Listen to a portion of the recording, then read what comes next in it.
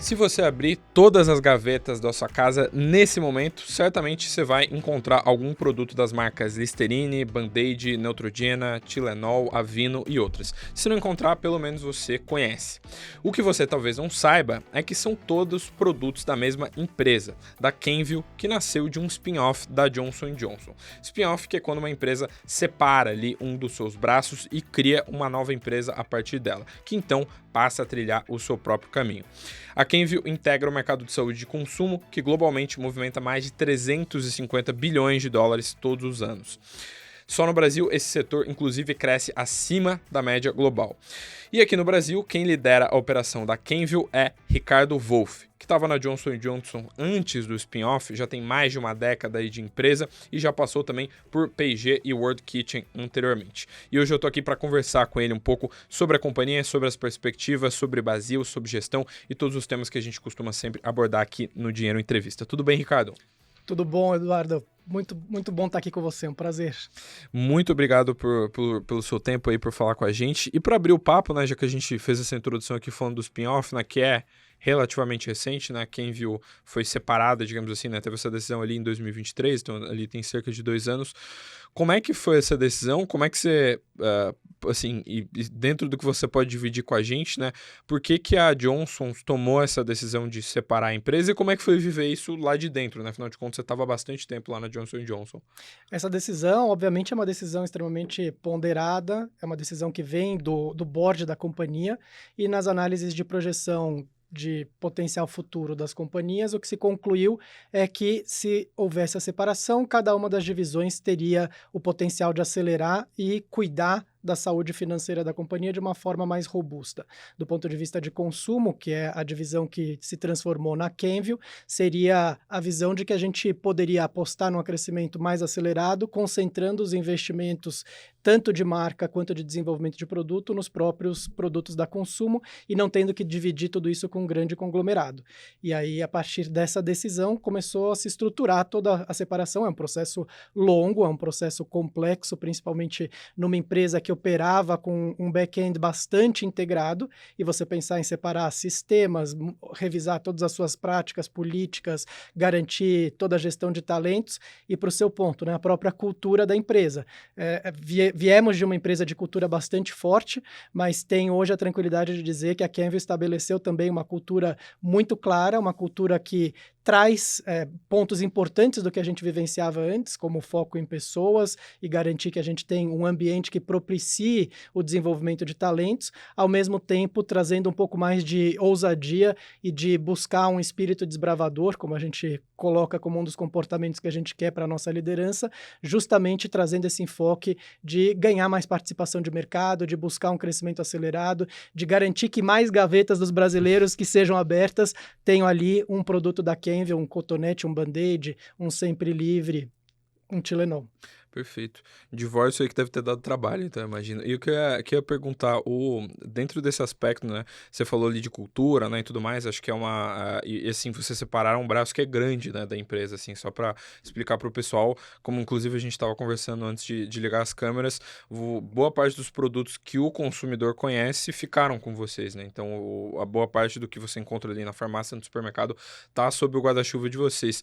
Quanto mais ou menos que vocês faturam em Latam, por exemplo, dentro dos números que vocês podem abrir, e desde esse spin-off, né, que ali foi em meados de 2023, o que você diria que foi a principal mudança? Você falou, olha, desde que a gente saiu ali do guarda-chuva da Johnson & Johnson, isso aqui foi o que mais mudou, o que a gente mais tem agora a nossa marca própria, tá virando uma coisa que é nossa mesmo.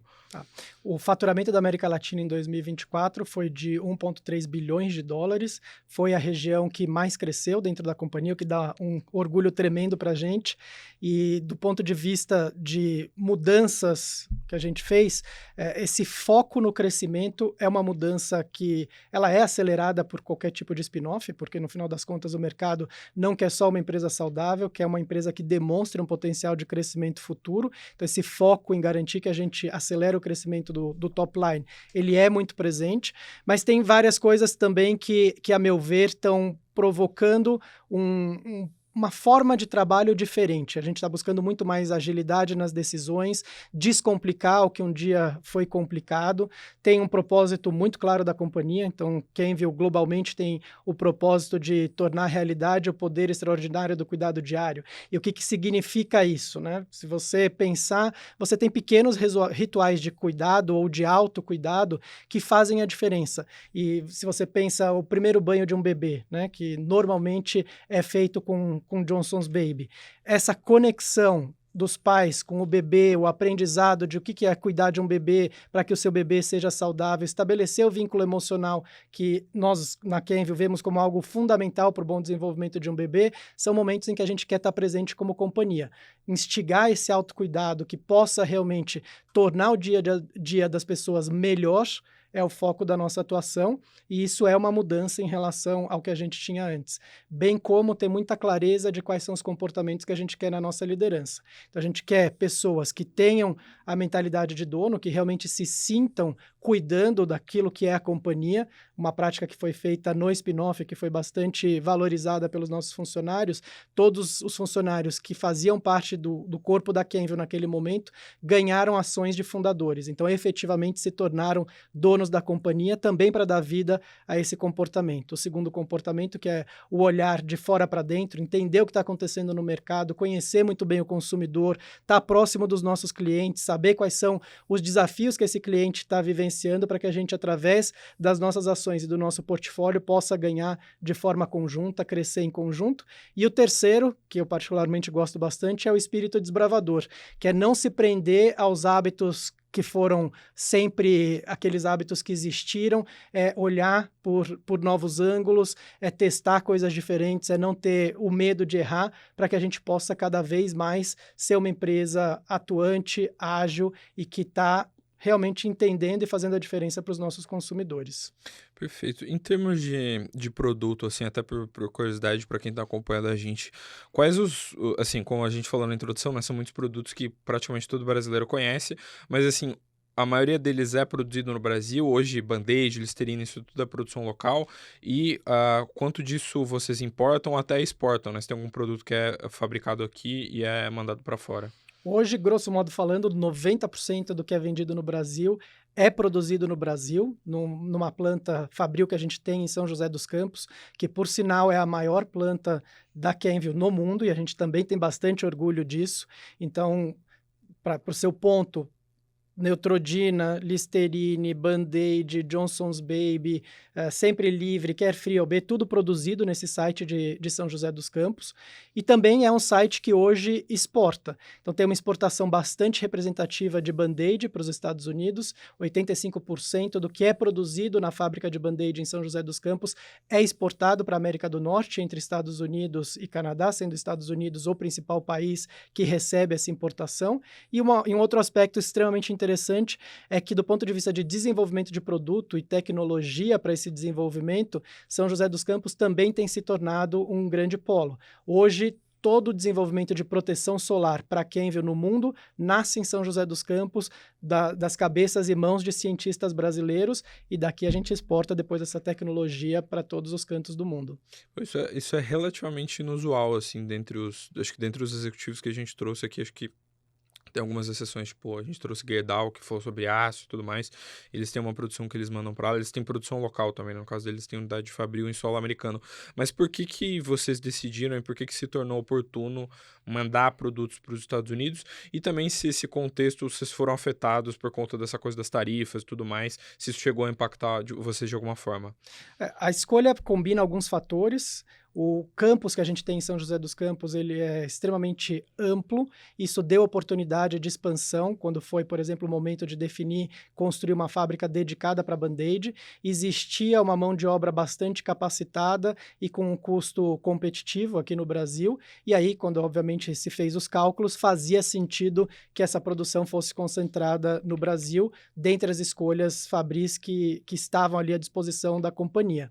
A decisão de importar, exportar, aumentar, ela não é uma decisão que muda tão radicalmente ao longo dos anos, ela também costuma ser analisada e planejada para alguns anos, né? Então, a fábrica de Band-Aid já tem um tempo aqui no Brasil, a produção para os Estados Unidos ela tendeu a aumentar, mas para o seu ponto, quando acontecem interferências como toda essa situação do Trump questionando tarifas, muitas vezes um cálculo econômico que fazia sentido para um país, nesse caso, por exemplo, China, que é outro exportador de Band-Aid para Estados Unidos, muitas vezes deixa de fazer sentido e aí o Brasil pode voltar para a história como economicamente mais favorável diante desse contexto. Então, grandes movimentos econômicos muitas vezes fazem com que as empresas voltem para o papel para reanalisar e ver se a estratégia de abastecimento e produção fabril continua fazendo sentido ou se tem algum ajuste que pode ser mais interessante ou atenuar impactos negativos que um novo contexto possa estar gerando. Perfeito. E sobre comportamento de consumo, assim, vocês estão presentes em 150 países, como você bem falou, vocês têm uma força relevante aqui em Latam. Qual que é o comportamento de consumo do brasileiro que você diria que é diferente? E se tem algum produto que é muito carro-chefe aqui, que vocês vendem mais, que é algo que está mais atrelado com o brasileiro hoje? O brasileiro é um povo que se preocupa muito com o autocuidado, com a boa higiene, é um povo que tem hábitos de banho bastante superior à média global, então é comum, inclusive, você ter brasileiro que toma 3 banhos por dia, 2, boa parte da população tomam de manhã ou no final do dia, e isso obviamente gera um consumo diferente de determinadas categorias, como um shampoo, um condicionador, ou mesmo um sabonete líquido. E um outro aspecto interessante é a relação do brasileiro com o cheiro. O cheiro é muito importante para o brasileiro. Ter um cheirinho bom, inclusive Johnson's Baby é sempre associado com cheirinho de bebê, né? Um bebê cheiroso tem o cheirinho de Johnson's Baby, e isso é algo que a gente usa bastante também quando a gente está desenvolvendo o nosso portfólio. Se eu pego 2 lançamentos recentes da linha de Johnson's Baby, que são 2 sabonetes líquidos, eles têm fragrâncias que são extremamente valorizadas pelos brasileiros. Então, um é camomila, e que tem uma força principalmente maior no sul e sudeste, e tem o outro que é lavanda, que é uma fragrância que tem um apelo bastante forte no norte e nordeste. Então, também com essas nuances regionais, a gente tenta, dentro do possível, fazer um portfólio bastante adaptado aos desejos e necessidades dos consumidores brasileiros. Para uma multinacional, nem sempre isso é fácil, muitas vezes é desafiador, porque a tendência é você ter produtos e marcas um pouco mais padronizados em todos os países, mas a gente sempre tenta encontrar esses espaços, e quando a gente comprova que o produto realmente é muito bem aceito e vende, tem situações, inclusive, que ele acaba sendo exportado para outros países. Esse foi o caso, por exemplo, de uma versão de Listerine que a gente lançou aqui no Brasil, que tem sido muito bem sucedida, que é o melancia e hortelã, que era um sabor inusitado e fez um super sucesso, e agora tem outros países levando também esse sabor para ser parte do portfólio de Listerine lá. Perfeito. Então, aliás, vocês tendo um portfólio grande, né, bem diversificado, vocês concentram algum share, alguma categoria, algum produto específico, tem um share maior ou hoje a receita de vocês é bem pulverizada? A maior parte das nossas marcas ocupa ou a liderança ou as posições 2 e 3 no seu mercado de atuação. A gente tem hoje Johnson's Baby como a marca que mais vende no nosso portfólio, seguido de Neutrogena e com Sempre Livre e Listerine também dentro desse bloco de marcas mais vendidas no país. No caso de Johnson's Baby, nós somos líderes de mercado. Neutrogena vem ganhando market share, mas temos ainda um longo caminho para perseguir. Listerine recuperou a liderança o ano passado e a gente acredita que esse ano é um ano de consolidação dessa liderança, principalmente com o lançamento que a gente fez no segmento de enxaguatórios profissionais, que é um Listerine que cuida da saúde da gengiva, além de cuidar de toda a saúde da boca, e que a gente tem mostrado com bastante intenção para dentistas e participado de congressos, porque a gente acredita que é um produto que pode fazer a diferença, principalmente no momento de resgate de uma gengiva que esteja sangrando, que esteja com alguma questão de saúde, e estamos aí buscando mais e mais participação de mercado. Tem muito espaço ainda para as nossas marcas crescerem. Perfeito. Quando eu converso com executivos, com gente da indústria de vocês e indústrias análogas, eu vejo que a indústria é bem estratégica, né? Vocês, como tem produtos super consolidados, com vendas assim muito massivas, eu vejo que as decisões são pensadas assim nos mínimos detalhes. Hoje, quando vocês vão decidir esse tipo de coisa, né? Você está falando de ganho de market share e tudo mais, que tipo de decisões vocês têm que tomar para vender mais Listerine, vender mais Band-Aid, que é um produto que já está tecnicamente muito bem consolidado, acho que cadeia, distribuição está tudo muito bem amarrado, assim.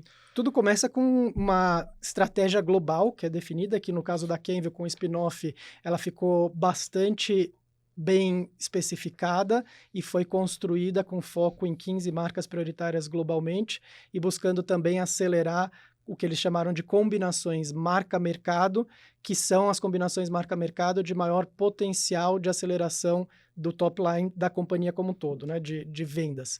E dentre essas 35, tem 4 combinações que o Brasil faz parte, sendo elas Neutrogena, Listerine, Johnson's Baby e Tilenol. Então, essas 4 marcas são apostas importantes de crescimento da Kenvue aqui no Brasil. A gente tem portfólio, estratégia que consideramos que vão fazer a gente ganhar esse espaço nesses mercados e, ao mesmo tempo, qual é a análise que a gente faz para o teu ponto, né? Entender qual é a penetração que a gente já tem nessa categoria, ou qual a penetração da categoria já nos lares brasileiros. Você tem, por exemplo, no caso de Tilenol, a categoria de analgésicos já é uma categoria que é muito presente na casa dos brasileiros, mas a marca Tilenol não necessariamente, até porque nem todos os consumidores sabem que existem diferentes Tilenols para diferentes tipos de dor, né? Então, você tem um Tilenol que você deveria usar se você está com dor de cabeça, se você está com uma situação de febre, você tem um outro Tilenol, se você está com dor no corpo, você tem um outro Tilenol,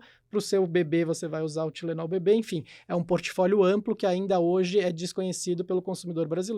Então, no caso de Tilenol, por exemplo, nosso objetivo é dar mais visibilidade para que o autocuidado com essa marca seja feito da forma correta e que o brasileiro sempre consiga saber qual é a opção que existe lá para ele.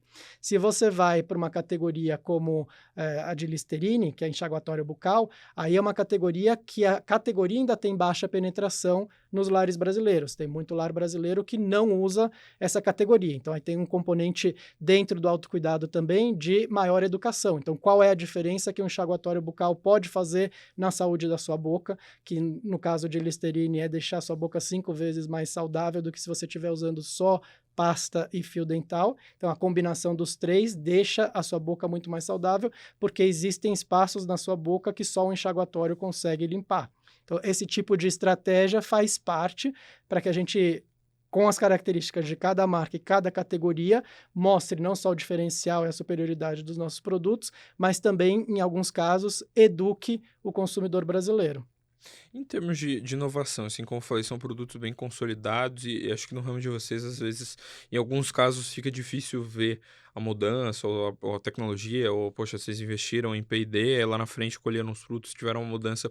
Qual que você diria que são as inovações mais recentes? Você citou uma de Listerine, né, que tem a ver com sabor, mas o Uhum. que vocês mudaram no portfólio de produtos de vocês que você gostaria de dividir, que é mais curioso, que é mais interessante? Se você vai, por exemplo, para proteção solar, né, que tem hoje uma infinidade de marcas e uma gama de produtos bastante ampla, você precisa, por um lado, ter formulações que combinem os melhores filtros de proteção solar, tanto para raios UVA como raios UVB, garantir que a saúde da pele, acima de tudo, é protegida. Mas uma vez que você começa a entrar nesse patamar de a proteção já está garantida, o consumidor começa a querer buscar também melhor cosmeticidade de fórmula. Então, não quero só um produto que me proteja, eu quero também um produto que seja fácil de espalhar, que não deixe o meu rosto branco, que possa realmente ser fácil de usar e que não demande muito tempo. E nesse sentido, a gente tem o orgulho de ter desenvolvido uma formulação para Neutrogena Sunfresh Hydro Boost que junta tudo isso. Então, a fórmula garante toda essa proteção que a pele precisa, ainda ajuda na hidratação da pele, porque tem componentes na formulação que ajudam a reter a água na pele, com isso a sua pele permanece hidratada, numa consistência fluida que é extremamente fácil de passar. A gente viu, inclusive, muitos depoimentos de homens com barba, é o teu caso aqui também, que para passar o protetor na barba normalmente é difícil, e esse é um produto que também funciona muito bem quando a pessoa tem barba. Então, são nuances que você vai atenuando, mas que fazem grande diferença no uso diário do produto por parte do consumidor. E a gente precisa estar bem atento para ver qual é a próxima questão que o consumidor está trazendo para a mesa, para que a gente possa garantir que a gente inova primeiro e que as nossas marcas ofereçam esse novo patamar de entrega para o consumidor. Perfeito. Antes de falar um pouco mais de produto, assim, na média, praticamente todas as indústrias se digitalizaram mais e tudo mais, o e-commerce ganhou bastante tração, principalmente no pós-pandemia. A indústria de vocês é a indústria que está presente bastante no varejo físico, né? Eu, particularmente, sempre que vou comprar Band-Aid, vou na farmácia, né? Dificilmente você vai e acessa um app como funciona para outras categorias de produto. Vocês investiram nisso nos últimos anos e como que vocês se digitalizaram? Vocês têm vendido mais os produtos de vocês de forma online? O e-commerce ele é uma plataforma de aceleração do nosso crescimento, tem sido uma aposta nos últimos 10 anos dentro da companhia.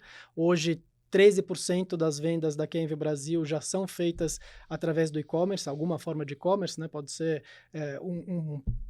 um real player, como a gente chama, como é uma Amazon da vida, ou seja, alguém que só está presente no e-commerce, pode ser através do site dos nossos principais clientes. Então, se você pega uma Raia Drogasil, por exemplo, ou uma Drogaria São Paulo, eles têm também boa parte do negócio deles online, e a gente tem uma presença forte em todos esses possíveis caminhos de compra online, ou mesmo quando a gente fala de um iFood com a entrega que cada vez mais também tem sido uma escolha, uma opção do consumidor. Então, a gente tem, sim, estratégias bastante robustas para continuar crescendo em todo o que é a venda online, mas a gente olha cada vez mais tudo isso de forma integrada, né? O mais importante é que, no momento em que o consumidor escolha comprar a nossa marca, seja qual for o caminho, que a gente esteja presente. Muitas vezes você começa a dialogar com esse consumidor online, mas a venda se efetiva mesmo em uma loja física, ou às vezes ele viu o seu produto na loja física, mas não comprou naquele momento e depois vai fazer uma busca online e termina concretizando essa compra no ambiente online. Então, essa conexão do ecossistema como um todo é um foco e uma preocupação nossa, e a gente investe bastante recurso e tempo para que isso funcione da melhor forma possível. Perfeito. E você falou ali bastante, principalmente quando você estava falando de Listerine, sobre aquela coisa de você ter que educar o consumidor, então você ter que investir um pouco mais pesado na comunicação com o público.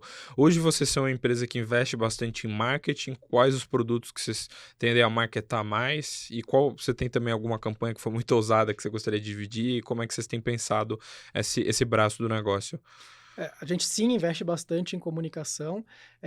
Não é o nosso portfólio inteiro de marcas que recebe investimento de comunicação. Tem marcas que continuam fortes na cabeça do consumidor, como é o caso de Cotonetes, mesmo sem um apoio forte de mídia. Obviamente, existe um residual de uma mídia muito forte que foi feita ao longo das décadas.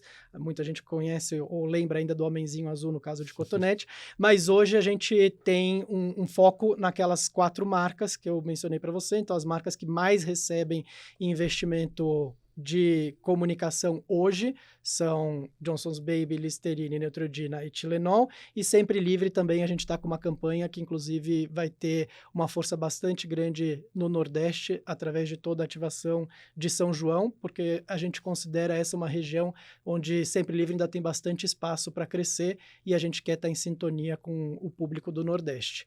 Estamos agora também pensando em campanhas, não sei se essa é inusitada, mas para mim ela é extremamente emocional e um ícone da cultura brasileira. A gente começou o mês passado a promoção Bebê Johnsons, que é algo que aconteceu muitas vezes ao longo das décadas no Brasil. Todo mundo referencia um bebê Johnson's como um bebê saudável, um bebê risonho, um bebê feliz, e a gente quis trazer isso dessa vez para um contexto muito mais atual. Então, estamos com a campanha no ar. A campanha vai escolher um bebê Johnson's para cada uma das 5 regiões do Brasil. Não somos nós da Kenvue que vamos escolher o bebê Johnson, quem escolhe é a população brasileira. Então, os bebês que tiverem mais voto nos vídeos que estão sendo postados vão ser escolhidos como o bebê Johnson, e o que a gente quer é buscar ter uma representatividade muito mais ampla da população brasileira, fazer essa interação em toda a rede social e garantir que algo que é tão forte da cultura brasileira volte à tona e a gente consiga, com isso, estimular o cuidado dos bebês, uma conexão emocional dos pais e das famílias com os seus bebês. Perfeito. E ainda falando de produto, só que agora com outro viés, eu me recordo que quando eu estava fazendo o meu dever de casa aqui, eu lembro que eu li uma entrevista sua que você falou que o filtro solar poderia ou ficaria mais caro por conta da reforma tributária. Eu acho que o Brasil é um país bem totalmente diferente, assim, em termos de o macro é bem caótico, acho que toma mais tempo dos executivos do que a média dos outros países. Por que que o filtro solar poderia ficar mais caro ou ficou mais caro por conta da reforma e como é que impactou também, se impactou, né, outros produtos do portfólio de vocês? A reforma tributária é extremamente complexa. Bom, o nosso sistema tributário É, é extremamente perfeito. complexo, né? Então, quando você começa a ver o impacto tributário em cada estado, em cada região e como que isso vai agora ser consolidado num único tributo, dependendo da categoria e das isenções que acabaram entrando ou não em pauta, você pode ter produtos que fiquem mais em conta ou mais caros, né? E a gente viu que existia uma possibilidade de proteção solar ficar de alguma maneira um pouco mais onerosa. E, no final das contas, é uma preocupação nossa, porque a gente considera que é uma categoria que deveria ser cada vez mais acessível. Mas se os tributos ficarem muito elevados, é difícil você conseguir fazer uma equação financeiramente viável com um preço acessível. Então, foi uma bandeira que a gente levantou. A reforma segue caminhando. Obviamente, a gente vai continuar buscando formas de deixar a proteção solar o mais acessível possível para a população, seja com formatos diferentes ou com o que for, mas dependendo dos cálculos de impostos, o teu preço final é um ou é outro, né? Então, o resultado ainda está sendo analisado porque ainda tem questões em movimento dentro do que é reforma tributária. Então, hoje eu não afirmo nem que vai ficar mais caro, nem que vai ficar barato. Tem Uhum. um monte de trabalho e lição de casa para a gente fazer dentro da própria Kenvil até a gente ter essa conclusão, mas é uma categoria, na nossa visão, fundamental em relação ao autocuidado. A proteção solar, ela é uma ferramenta efetiva de evitar o câncer de pele. O Brasil é um país de alta incidência de câncer de pele, porque tem uma posição em relação ao Equador também que faz com que a gente tenha uma incidência de raios solares de uma forma mais perigosa potencialmente do que outras regiões. Então, a gente vai continuar como companhia educando em relação a essa proteção solar, a importância de você não se expor de forma descuidada ao sol e os danos eventuais que isso pode causar não só para sua pele, mas para sua saúde de forma geral. E no assim, na média, o que que daria para ser feito na visão de vocês? Porque eu acho que, assim, quando a gente trouxe a Gerdau aqui, aliás, perdão, quando a gente trouxe a AkzoNobel, eu lembro que ele falou: "Poxa, a nossa pedra no sapato é dióxido de titânio, porque tem uma questão de calibragem de produção local versus internacional, aí o governo tem um antidumping", acho que caiu, aliás, deixou de entrar, caiu o período de vigor ali em março ou abril, e ele falou: "Poxa, a gente pleiteava com o governo isso para dosimetria ser mais justa". No Uhum. caso de vocês, o que que daria para fazer dentro dessa reforma? Seria mudar, tem alguma categoria, tipo, tirar de uma caixinha para outra para manter? Aqui a conta é complexa e o que a gente estava levando no final das contas é que dentre as categorias que fossem escolhidas para algum tipo de isenção, proteção solar, pela importância e relevância que tem para a saúde, configurasse. E aí, acho que N possibilidades de outras categorias, mas não vou ficar trazendo todas Uhum. aqui para tona, porque, enfim, não quero também me meter em outras indústrias, mas às vezes tem coisas que, do ponto de vista de cuidado da população ou realmente impacto na população, podem ser menos relevantes e aí teria que voltar tudo para a mesa para que a escolha no todo fizesse sentido, né? Mas é altamente complexo, são muitas as categorias envolvidas, porque a reforma tributária abarca tudo, então eu sei que são escolhas difíceis. O nosso papel foi demonstrar, do ponto de vista da Kenvil, quais eram aquelas categorias que a gente acreditava que teriam um impacto mais positivo para o brasileiro, caso o preço pudesse ficar mais acessível dentro desse contexto. Perfeito. E na média, o filtro solar, de um modo geral, tanto filtro solar quanto filtro solar facial, ele ficou mais caro ao longo dos últimos 5, 10, 15 anos. O que que explica mais ou menos essa inflação? Foi insumo? Foi questão tributária também? Matéria-prima é algo realmente que pesa. em toda a formulação de proteção solar. Existe ainda muita matéria-prima que é importada, então a fragilidade da nossa moeda não colabora. Quando você tem um câmbio que oscila como o nosso oscilou nos últimos anos, a matéria-prima automaticamente se encarece. Esse foi um movimento também que aconteceu durante a pandemia, então insumos em geral para Kenvil ganharam um custo mais elevado ao longo da pandemia. Alguns regressaram, outros não regressaram, e a formulação da proteção solar é uma formulação relativamente cara, porque você tem filtros complexos, você tem que fazer uma composição e uma estabilidade que é desafiadora, então você tem custos envolvidos na formulação que são importantes.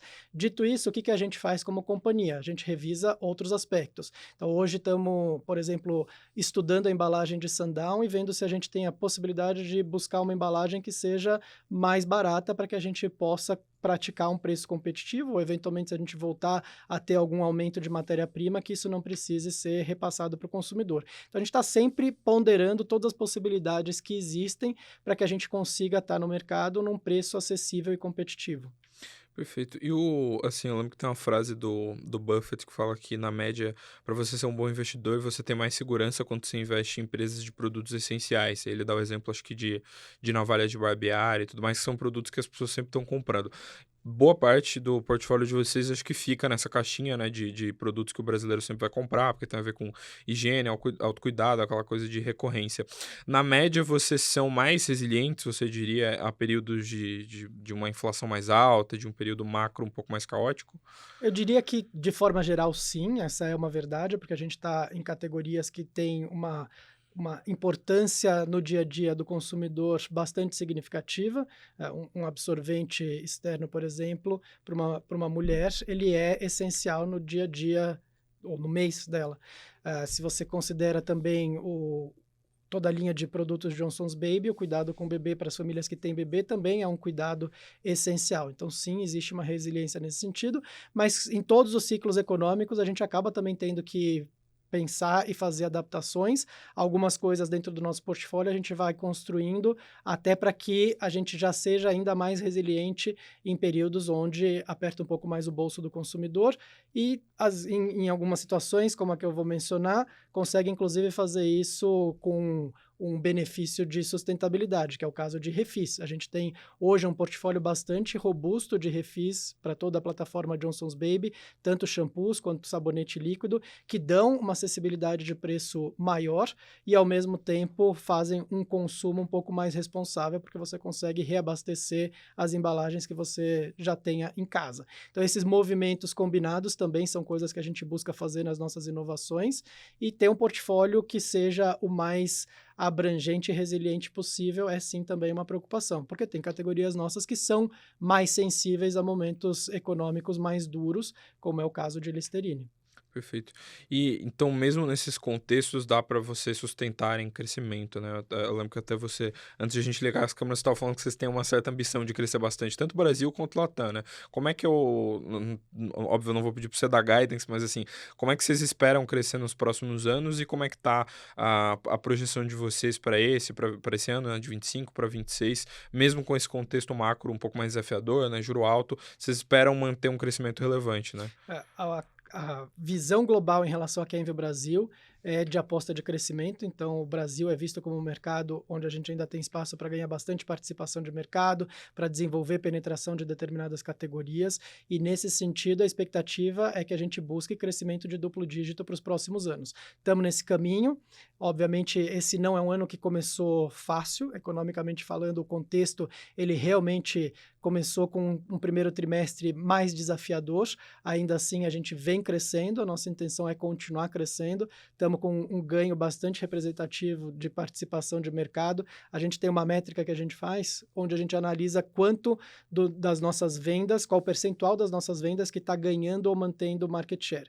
E a gente saiu de uma situação o ano passado, onde só 20% do nosso portfólio ganhava e mantinha market share, e estamos agora com 77% do nosso portfólio ganhando ou mantendo market share. O que isso indica? Indica que mesmo diante de um contexto de um mercado que para algumas categorias sim desacelerou, a ainda que para outras, por incrível que pareça, o mercado acelerou, então tem um pouquinho de tudo dentro da nossa cesta, a gente está conseguindo performar significativamente acima do mercado. E é isso que a gente está buscando com a Kenvue Brasil, é ganhar participação de mercado, é conquistar esse crescimento de duplo dígito, é ter as nossas marcas cada vez mais presentes e fazendo a diferença no autocuidado dos brasileiros.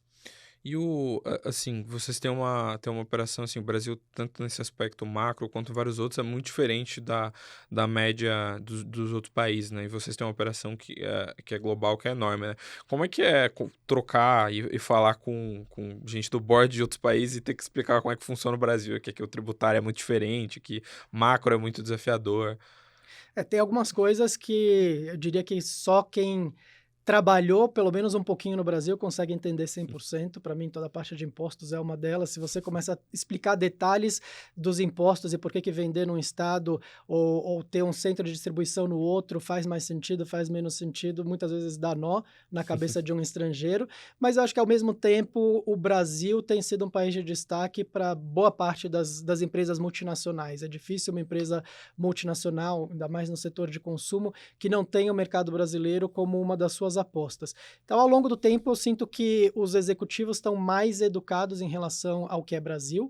Ainda temos, né, mudanças ou surpresas que acontecem de uma forma que nem sempre é tão fácil de explicar. Então, mudanças e guinadas mais radicais. Se você pega países europeus, eles são, no geral, muito mais consistentes. Então, guinadas repentinas ainda é algo que é difícil de explicar. Por que que um mês fechou tão diferente do que estava previsto? A gente sofre um pouco com isso no dia a dia, mas também vai ganhando casca e aprende a explicar. E quando a gente está num caminho de entrega de resultado, você vai ganhando credibilidade, você vai ganhando confiança, e isso também te dá uma relação muito mais saudável com qualquer outra pessoa dentro da companhia. E qual que é o tamanho da operação de vocês perante a Global? Vocês são um dos maiores, imagino que o Brasil seja um dos maiores países, né, pelo tamanho, A Kenvue Brasil hoje é a quinta maior operação dentro da Kenvue globalmente, que inclui Estados e, Unidos e também. ficou quinta porque o câmbio não ajudou, porque a gente era a quarta operação, então acredito que em breve a gente consiga voltar a ser a quarta maior operação no mundo. Perfeito. Isso você fala em faturamento, né? Faturamento. Perfeito. Você citou câmbio, por conta de matéria-prima, essas coisas, a gente chegou a ver dólar bater 6 ano passado. Vocês sofrem mais ou vocês também se consideram relativamente resilientes? Existem mecanismos que a gente faz de proteção, então tem algum hedging que é feito para tentar evitar os impactos, mas grandes variações cambiais sempre são difíceis de gerenciar. Então, às vezes não te necessariamente impacta significativamente num ano, mas impacta no próximo. Então, ter a estabilidade cambial seria algo que ajudaria muito, mas a gente sabe que essa não é a realidade do Brasil, então a gente tem que preparar o nosso negócio para o máximo possível se blindar em relação a esses impactos. Mas muitas vezes existem situações onde o seu custo aumenta numa proporção que você não consegue necessariamente aumentar o seu preço porque o mercado de consumo não vai sustentar esse tipo de aumento. Você tem que ficar gerenciando todas as variáveis financeiras para que você tenha o seu negócio o mais saudável possível e que você possa, ao mesmo tempo, estar competitivo no mercado e permitindo que os seus consumidores continuem te comprando. Perfeito. Você falou ali que vocês estão dentre as maiores operações globais. Quantas pessoas hoje têm envolvida na operação Brasil de vocês, considerando a parte corporativa e a parte fabril também lá em São José dos São Campos? mais de 2.000 pessoas na Kenvue aqui no Brasil, quando a gente olha o ponta a ponta, considerando toda a operação fabril e a nossa operação comercial. Então, é um time bastante representativo, pessoas espetaculares que eu tenho um orgulho enorme de liderar. A gente tem um cuidado bastante grande em relação aos nossos talentos e busca ser uma empresa que propicie o crescimento e o desenvolvimento dos talentos. Perfeito. E você teve há bastante tempo, né, na Johnson Johnson antes de comandar a Kenvue. Como é que foi a sua trajetória lá dentro? Você entrou mais ou menos em qual cargo e quando que você realmente assumiu a posição que você tem hoje? Eu tô para completar, se eu considero o período como um todo, 22 anos de companhia, agora em julho. Eu entrei como gerente de produto na área de marketing, gerenciando a marca Carefree, e aí fiz uma infinidade de postos de trabalho dentro da área de marketing. A gente considera, né, trabalhos no time local, no time regional, cheguei a ser também o líder global de todo o portfólio de cuidados da saúde feminina, então gerenciando Sempre Livre, Carefree e IOB mundialmente. Tive a oportunidade também de liderar o Cone Sul da América Latina, então fiquei sediado em Buenos Aires por 3 anos, cuidando ali da operação que inclui 5 países diferentes, Argentina, Chile, Paraguai, Uruguai e Bolívia, e assumi a operação do Brasil em janeiro do ano passado, uma posição que eu já tinha muita vontade de fazer, porque a minha conexão, obviamente, com o Brasil e com a companhia são significativas. Então, estou hoje com essa missão de fazer a aceleração da Kenvue Brasil e garantir que seja uma empresa que fomenta talentos, que exporta talentos e que ganha participação de mercado. E você que já passou por outros países, então, assim como outros executivos que sentaram aí na sua cadeira, qual que você acha que é mais diferente e você gosta mais, então, de trabalhar aqui no Brasil? Não sei se eu gosto mais, porque a minha experiência na Argentina foi também bastante positiva, né? E olha que a Argentina é um mercado que foi mais desafiador do que o Brasil do ponto de vista de mudanças. Muitas vezes, uma decisão do governo fazia com que a gente revisasse o nosso plano semana a semana para que a gente tivesse um negócio saudável. Você está na sua casa, para mim, tem uma facilidade porque você entende muito mais, conhece muito mais, mas essa experiência de trabalhar em outros países também agrega muito, né? Conhecer uma outra cultura, entender quais são as nuances, quais são as diferenças, saber navegar também em outros ambientes. Para um executivo é algo que te fortalece, que desenvolve novos músculos e que, do ponto de vista de carreira, eu recomendo bastante para quem tem a disponibilidade, a vontade ou o desejo. Eu acho que é uma soma. Não sei te dizer se eu gosto mais ou eu gosto menos, até porque também muitas vezes tem a ver com quem é o time que está com você, qual é o time que você compôs, quais são as pessoas que estão ali no seu dia a dia. Eu acredito muito que as pessoas com quem você trabalha também fazem uma diferença significativa em você estar feliz no seu trabalho, em você gostar daquilo que você faz. Um time que é robusto, que é coeso e trabalha bem, faz muita diferença no dia a dia. Perfeito. E todo mundo que passou para a Argentina, acho que a gente teve uns 2 ou 3 executivos que já passaram por Argentina, ou Latam, ou Cone Sul, que a gente entrevistou aqui. Como você falou, assim, sempre tem história para contar, um país muito diferente, né? Em quais anos que você teve lá? Eu fiquei lá de 2021 a 2023. Ah, bem recente. Foi recente. E como é que foi, assim? Porque, como você falou, né? Um país muito diferente e tem essa questão macro lá, que acho que principalmente a questão cambial, de inflação, é muito difícil, né? Quando você chegou lá, foi um choque muito grande ter que lidar com um país de hiperinflação, de tudo mais? Eu já conhecia um pouco da Argentina, porque eu tinha tido um cargo regional em que eu pude entender parte das dores e do que acontecia lá na Argentina. Para mim, o que mais chamou atenção foi a necessidade de você estar absolutamente conectado com o que o governo estava decidindo e o ambiente externo, para que você aproveitasse todas as janelas para tomar as melhores decisões para o seu negócio.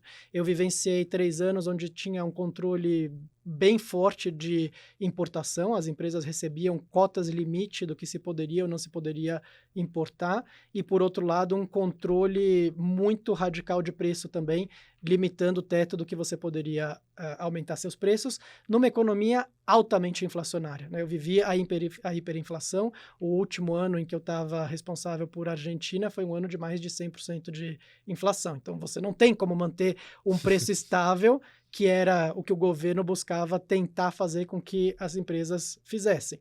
E aí você tem que ir desenvolvendo músculos e mecanismos. Para a parte de importação, a gente desenvolveu um braço de distribuição local para que a cota de importação de produtos que eram menos relevantes no nosso portfólio pudessem ser importadas por esse distribuidor, para que a gente pudesse continuar crescendo aceleradamente com marcas como Listerine e Neutrogena, que no caso da Argentina são 100% importadas. Então eu não podia deixar que a minha cota limitasse o crescimento da minha marca.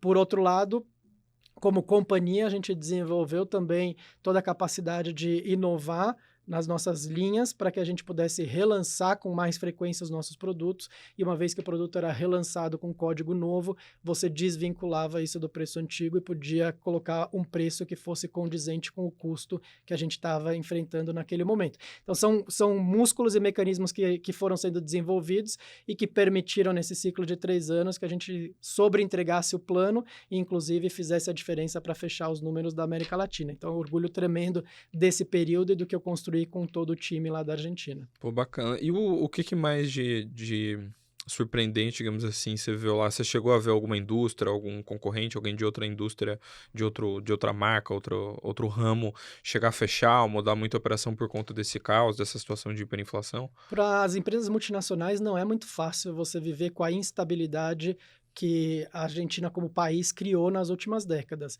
Então, sim, a gente viu empresas fecharem as portas e abandonarem completamente a operação, a gente viu outras que foram buscando alternativas, como foi a escolha da Kenvue, de continuar sempre viabilizando o negócio na Argentina, porque a Argentina continua sendo um país bastante representativo no todo da América Latina, é uma população de mais de 45 milhões de pessoas, que tem potencial e desejo de consumo, então é um país que para quem abandona, pode também ter um custo significativo no médio e no longo prazo, principalmente se a América Latina é uma estratégia de crescimento para o todo da empresa.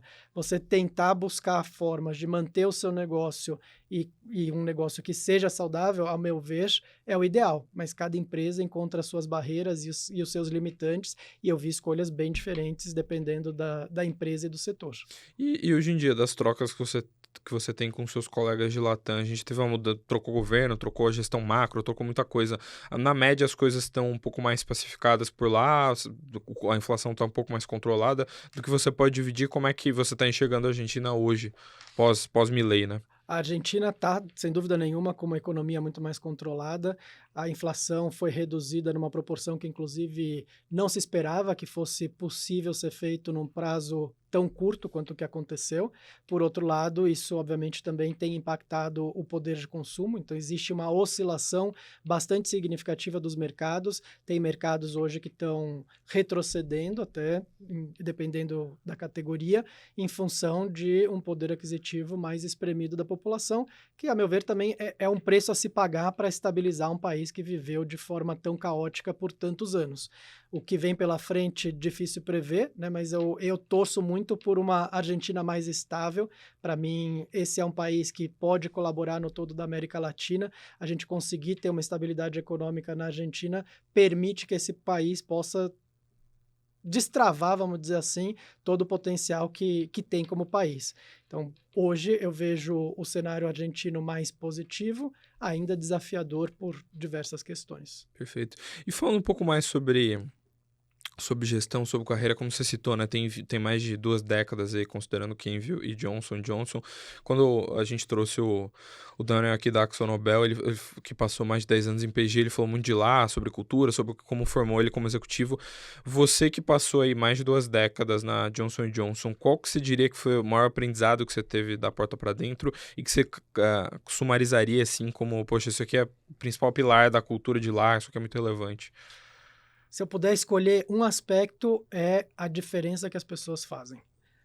Algo que eu aprendi desde o primeiro dia de Johnson Johnson é que você ter um ambiente onde as pessoas são de fato valorizadas e onde a colaboração predomina faz muita diferença para o ambiente, faz muita diferença para os resultados, e a gente tem somado a isso também a diversidade de talentos, garantir que você tem estilos, pessoas, pensamentos diferentes discutindo e debatendo numa mesma mesa para que a gente consiga encontrar as melhores soluções, muitas vezes nós mesmos nos desafiarmos.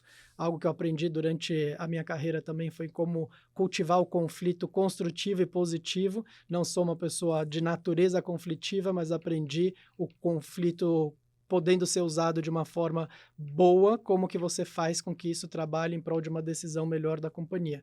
Então, eu diria que esse tempo, energia investido em talentos e em construção de talentos e formação de times é um grande diferencial da companhia, é algo que eu desenvolvi com bastante robustez na minha carreira e que pretendo continuar exercendo com muita intensidade. E quem que foram as suas referências nessa sua trajetória, assim? Teve algum executivo que te marcou muito, ou tanto que você, sei lá, leu o livro, que é seu livro de cabeceira, ou algum chefe que você teve? A minha cabeça vai mais para chefes que eu tive, nesse caso eu vou escolher duas chefes mulheres que eu tive dentro da própria Johnson Johnson Kenvue. A Maria Eduarda Kertes foi uma pessoa que foi minha chefe por diversas oportunidades e foi uma pessoa que me inspirou bastante, a Duda Kertz. E a Susan Rivetti também foi outra líder que eu sempre me inspirei, sempre admirei e vi como alguém que construía ambientes que para mim faziam sentido, que tinha também uma força, uma liderança, uma conexão com as pessoas que me inspirou e eu busquei muitas vezes também chegar perto disso, buscar o meu estilo. Acho que você se inspira em diversas pessoas, né?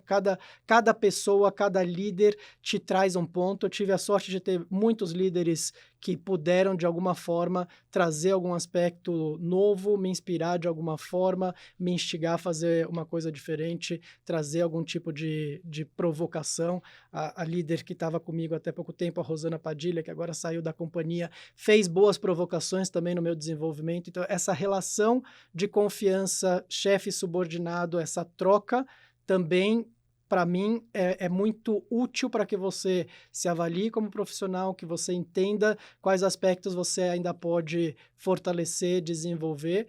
E, para mim, é um aprendizado contínuo, né? E não só para cima, mas muitas vezes são os desafios que o seu time traz, um subordinado que te faz uma pergunta de um jeito diferente ou que te demanda um aspecto novo das suas habilidades. Tudo isso é aprendizado, tudo isso faz parte de você construir uma carreira robusta e se fortalecer como líder. Você falou bastante sobre aprendizado. Se você, sabendo o cargo que você ocupa hoje, né, a missão e os desafios que você tem, se você tivesse uma reunião aí de 1 hora com o Ricardo de 10, 15 anos atrás, se você abrisse um Meets ali, pudesse falar com ele e falar, poxa, você tem que desenvolver essas habilidades, ou tem que melhorar nisso aqui tem mais valor, o que você falaria? Eu falaria, vai para o campo, conheça muito bem os seus clientes, visite loja, se conecte com muitas pessoas, não só as pessoas da sua empresa, mas as pessoas do seu mercado e até de outros mercados. Essas conexões podem ser extremamente inspiradoras e te trazer ângulos e visões que você sozinho não vai ter. Não tente resolver tudo sozinho.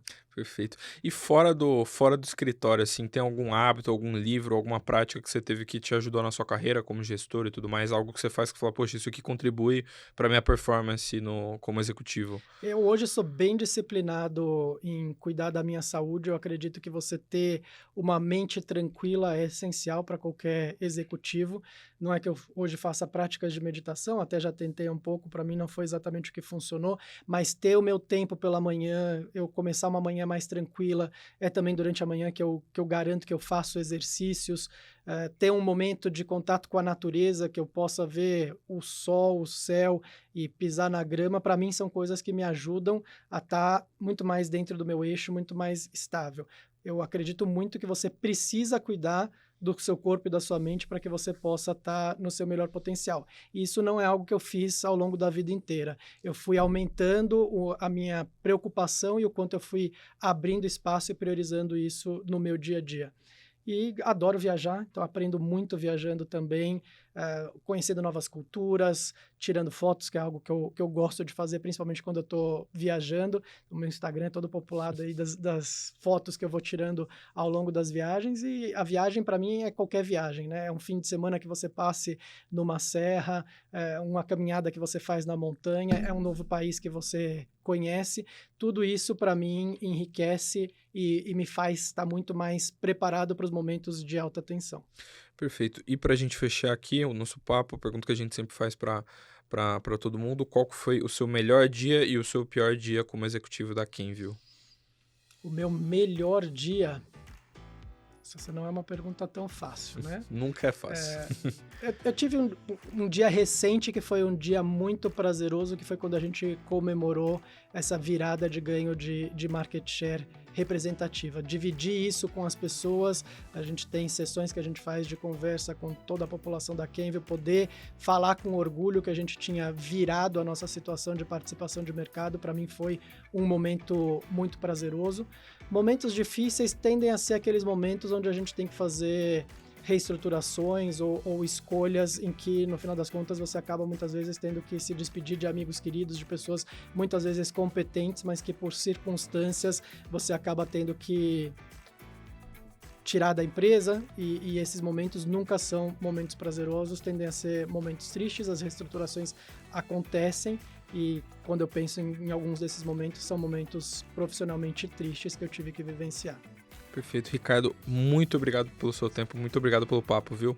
Eu que agradeço, Eduardo. Muito bom estar aqui, poder contar um pouquinho da Kenvue Brasil e um pouco também da minha história. Perfeito, obrigadão. E muitíssimo obrigado para você também que acompanhou o papo até aqui, para você que acompanhou esse episódio completo aqui com o Ricardo, que é da Kenvue Brasil. Lembrando que você pode acompanhar a gente também nas outras plataformas, a gente está no Spotify também, inclusive em vídeo, não tem só o áudio, você pode ver aí o papo em vídeo aí com os executivos que a gente tem aqui no Dinheiro Entrevista. E também vai lembrar que a sua opinião é a mais importante. Então, se você tiver aí alguma sugestão, algum executivo de alguma empresa, alguma grande personalidade do mercado que você queira ver aqui, é só deixar nos comentários. E também, nessa mesma linha, não esquece de engajar aí, deixa o seu comentário, deixa o seu like, isso ajuda o nosso trabalho e ajuda o YouTube a entregar o nosso conteúdo para mais gente. É isso, muito obrigado, até a próxima e tchau, tchau.